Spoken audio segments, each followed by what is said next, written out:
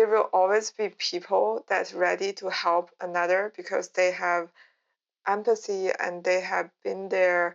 They know it was never easy to live in your healthy body and healthy mind at the same time. It's actually a challenge.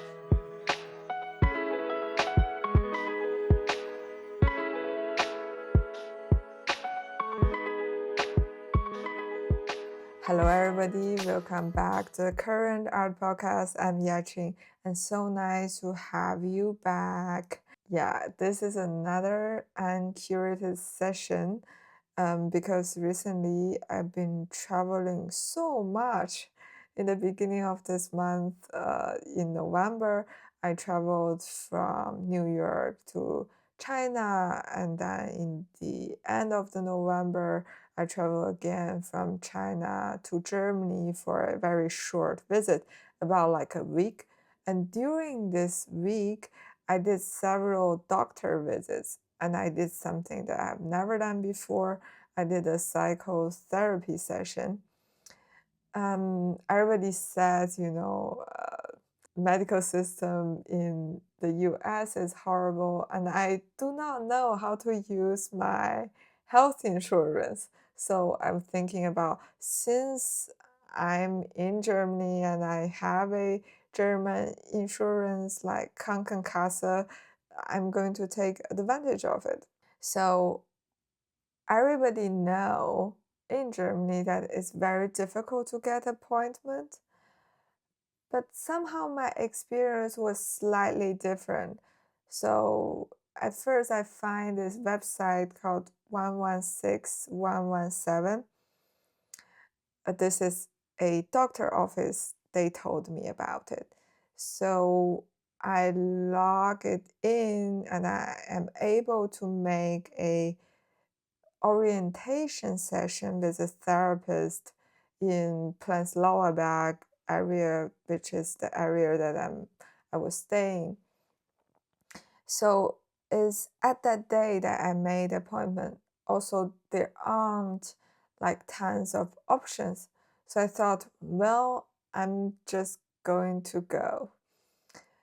So actually in China, when I was growing up, I remember like going to therapists, having somebody examine your mental health is considered to be like manic.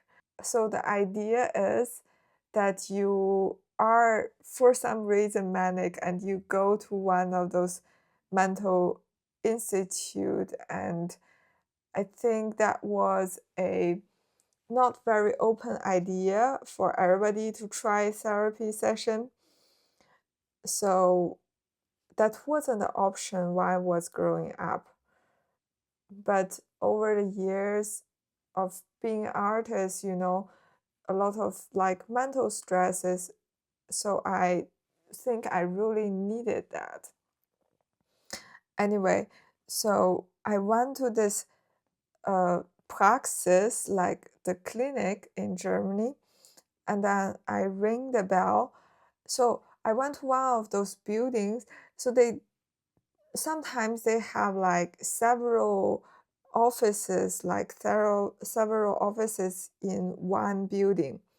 And I speak German, but I don't speak perfect German. So I always need to take my time to look at the doorbell, to look at like the letters and make 100% sure that this is the place. So at that day, I don't know what happened. I would just assume that I'm at the right place. So I ring the bell and I got it in. And it's actually not the psychotherapist I'm supposed to see, but it's actually their neighbor, physiotherapy. So they are very different. Physiotherapy are the physical therapy that to help you to recover from the pain that your body felt. And psychotherapists are the therapists we are talking about that would help you to overcome any of traumas, any of the experiences, stress that you find that is difficult. So anyway, so I was at the wrong place And I eventually, like 10 minutes later, after sitting there for a while, I realized, well, fuck, this is really not the place. And luckily, it's just like the next door. So I went there. At first, the therapist was actually asking me, oh, is English or German better? For me, if I have a chance where people can actually talk in German with me, I'm always really welcome, because I think I need practice, but I also need to adapt the language there. So the therapist that I'm seeing, she told me, seeing therapists in Germany is a bureaucratic uh, process. So you have to send a lot of informations to your insurance company. So I think, all those process, you're not going to do it in English. So my first reaction is, of course, I'm going to, talk about this in German if possible. It's really nice whenever I'm in foreign country, no matter it's an English speaking country, German speaking country, I always really appreciate when people can take their time to deliver the sentence. What happens a lot is when people are talking so fast, I got so anxious and I couldn't really follow very well. When you don't get used to the system, when you don't get used to the language they're speaking, especially those special words, but also I think is when you don't know how a system works. For example, how does going to see a therapist work in Germany? You're kind of like don't know what to do and you're in an embarrassed situation. If somebody could take a little bit time to tell you or to have a conversation with you, that will release a lot of stress. So this therapist I'm seeing that she is very like responsible. So the whole session is 40 minutes. It's a very beautiful room, like apartment room, converted into a praxis. I think most of those praxis clinic in Germany is like that. It's in a residential building. So there's like a really long coffee table in between us. So there's like a quite large distance between me and my therapist. So I also find that very interesting, because this is amount of distance that makes you feel that this is a very public conversation.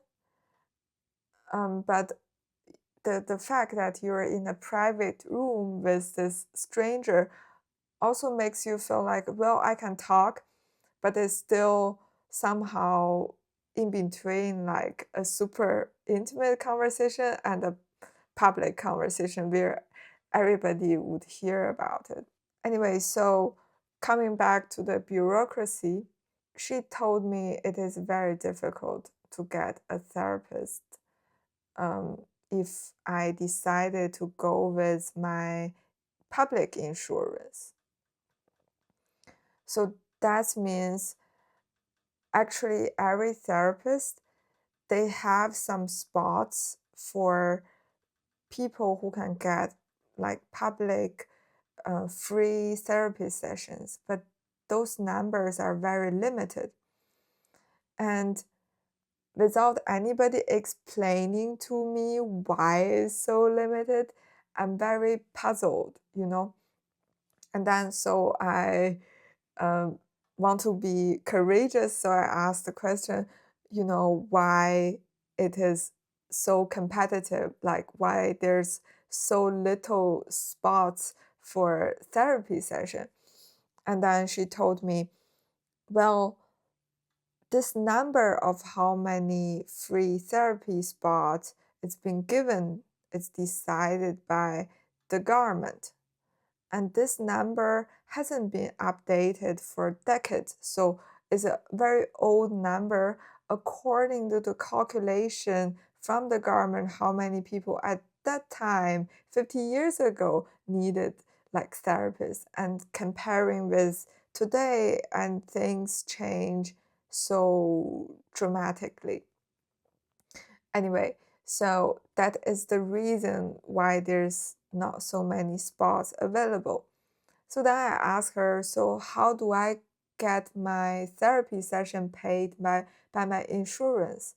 And then she told me, well, it's a long process, but you have to persevere, that you have to really hold on to it and then know you will get it. Because by law, they couldn't reject you. So how does this process go? Is you will receive a written form that shows that what kind of therapist that you're looking for. In my case, she asked me, well, do you rather want to solve the childhood trauma or do you want to focusing on what's going on right now? So I told her, well, I think for me right now is very important. She recommended me behavior therapy, Verhaltenstherapie in German. So, well, with that written form and with that the code on the written form they give it to me, I can go to the website which I booked the therapy to say that I've been searching but I couldn't find a available therapist that is like for free. So I need to find private therapists. So she also gave me a long list of all the colleagues that she has, and I can call one by one or I can write an email one by one if they accept me as a patient.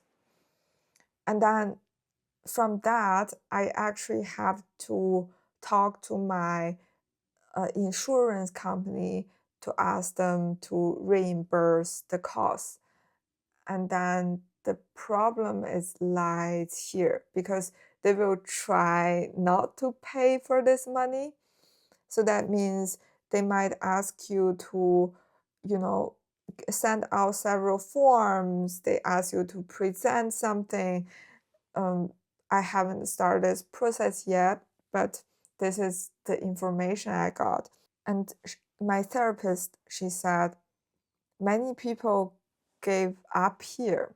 And I think that makes so much sense because I think everybody who is looking for a therapy or have a urgent need, they wanted to speak to somebody about their problem and they wanted to get help.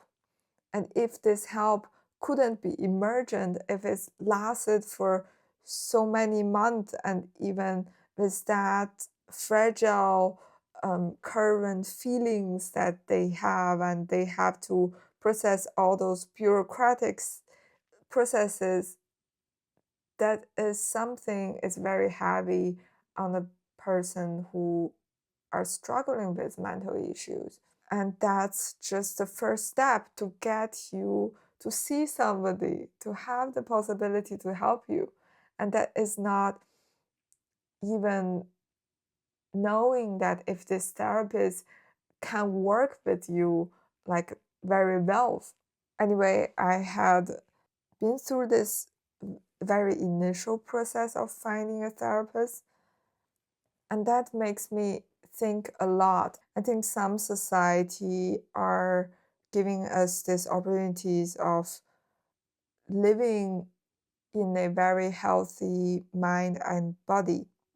But but the information is not just there, that we have to really dig into the ground to find all the information that we needed. In this process, I was thinking, wow, I do not know in this way that I could get like free therapy session from my German insurance and the reimbursement is 100%. But that requires speak some level of foreign languages in order to be able to do my research, in order to communicate with therapists, insurance company, and be able to read all the documents. Even though those opportunities are presented in the society, that we still need to find a way to find those information sources. As those years that living in New York and living in Berlin,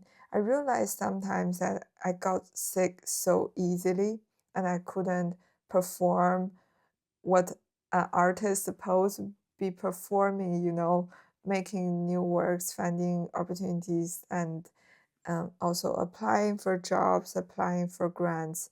And those are all very consuming works, and some of them they're not only intellectual job, they're also very laborious.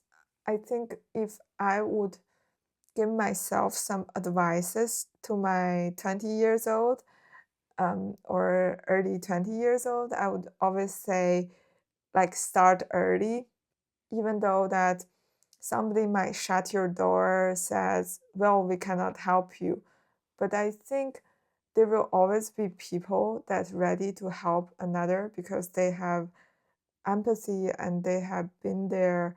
They know it was never easy to live in your healthy body and healthy mind at the same time. It's actually a challenge. So I have the very confident to say to the younger people that I think you can live in that way, and so just don't give up. Anyway, this is my very short story about um, my attempting to go to find a therapist in Berlin as a foreigner, as an artist. And so I will see you next week with my guests. So I'm not going to tell you who is my guest the next, so you can looking forward to that. Anyway, so thank you so much for listening to my little episode. And I'm available on YouTube Podcasts, YouTube Music, Spotify, Apple Podcasts, and Pocket Podcasts. And see you next week. Take care and ciao ciao.